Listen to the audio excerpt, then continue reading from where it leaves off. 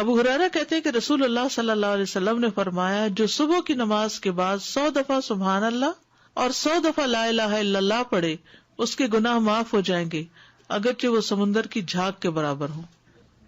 سلام کے بعد تشہد کی حالت میں کسی سے بات کیے بغیر ذکر کرنا، کسی سے بات کیے بغیر ذکر کرنا۔ ابو ذر سے مروی ہے کہ رسول اللہ صلی اللہ علیہ وسلم نے فرمایا، جو شخص فجر کی نماز کے بعد نماز میں تشہد میں بیٹھنے کی طرح اپنی ٹانگ کو دوہرا کیے ہوئے ہو اور کسی سے بات کیے بغیر 10 مرتبہ لا الہ الا اللہ وحدہ لا شریک لہ لہ الملک ولہ الحمد یحیی ویمیت وہو علی کل شیء قدیر پڑھے گا، اس کے لیے 10 نیکیاں لکھ دی جائیں گی، اس کے 10 گناہ معاف کر دیے جائیں گے، اس کے 10 درجات بلند کر دیے جائیں گے،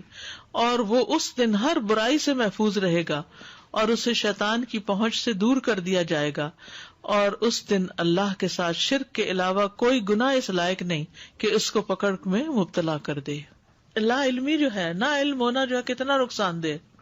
کتنی دیر لگے گی اس طرح 10 دفعہ پڑھنے میں، لیکن شرط یہ ہے کہ نہ وضو ٹوٹا ہو، نہ آپ اٹھے ہو، نہ بات کی ہو، جدھر بیٹھے ہیں ادھر ہی ٹانگ موڑے ہوئے ہی،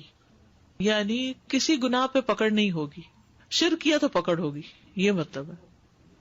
مغرب کی نماز کے بعد کا ذکر، سنن ترمذی کی روایت میں آتا ہے، جو شخص لا الہ الا اللہ وحدہ لا شریک لہ لہ الملک ولہ الحمد یحیی ویمیت وہو علی کل شیء قدیر مغرب کے بعد 10 بار پڑھے گا، اللہ اس کی حفاظت کے لیے اسلحہ بردار فرشتے بھیجے گا جو اس کی صبح تک شیطان سے حفاظت کریں گے۔ صبح تک شیطان سے حفاظت، تو آپ سوچئے کہ کتنا بڑا اجر و ثواب اور کتنی بڑی پروٹیکشن ہے، کیونکہ بعض اوقات سارا وقت موڑنا مشکل ہوتا ہے۔ افضل پوزیشن نماز کے بعد اذکار کرنے کی کیا ہے؟ 2 زانوں کے بیٹھنا، لیکن اگر آپ اتنی دیر بیٹھ ہی نہیں سکتے، کچھ لوگوں کی تو ٹانگ مڑتی بھی نہیں ہے گھٹنوں کی تکلیف کی وجہ سے،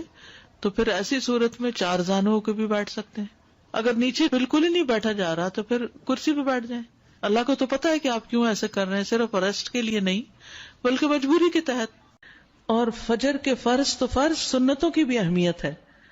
حضرت عائشہ کہتی ہیں کہ میں نے رسول اللہ صلی اللہ علیہ وسلم کو کسی نفل کی ادائیگی کے لیے، یعنی سنت بھی اصل میں نفل نماز ہے، ایک فرض ہوتی ہے ایک نفل، پھر جو آپ نے زیادہ تاکید سے پڑھی ان کو سنت قرار دے دیتے ہیں اور باقی جو کبھی کبھار پڑھی وہ نفل ہو جاتی۔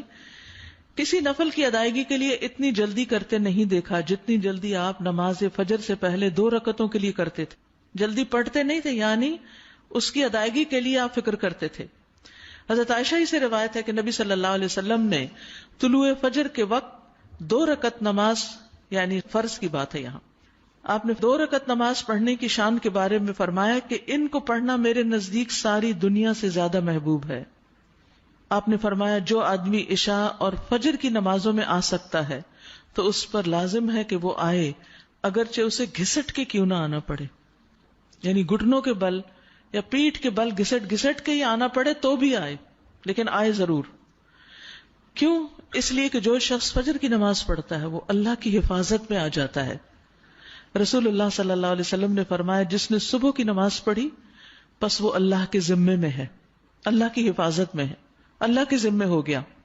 پس اللہ تم سے اپنی حفاظت کے بارے میں کسی چیز کا مطالبہ نہ کرے۔ کیا مطلب ہے اس کا؟ یعنی جو اللہ کے ذمے ہے اس پر کوئی ظلم نہ کرے اور ظلم کر کے اللہ کے سامنے جواب دہ نہ ہو، اس لیے کہ جس سے اللہ پوچھے گا، مطالبہ کرے گا،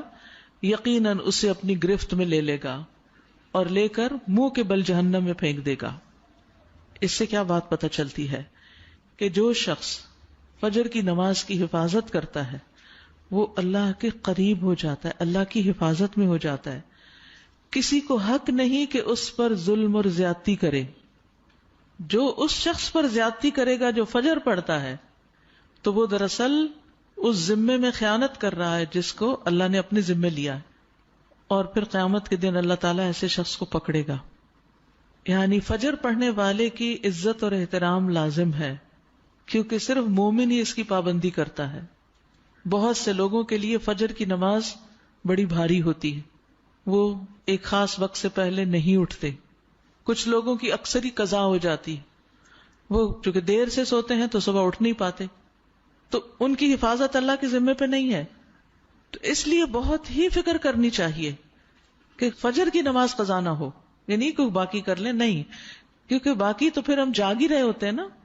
تو اذان بھی سنائی دے دیتی ہے اور وقت بھی پتہ چل رہا ہوتا ہے اور دوسروں کو بھی ہم دیکھتے ہیں پڑھ رہے ہیں تو پڑھ ہی لیتے ہیں. لیکن فجر کی چونکہ ایک ذمہ داری ہوتی ہے اٹھنے کی بھی، اور پھر وقت پر اٹھنے کی، اور پھر مسجد میں جانے کی، تو اس لحاظ سے اس کی حفاظت بہت ضروری ہے. اور فجر پڑھنے والا شام تک اللہ کی حفاظت میں ہوتا ہے.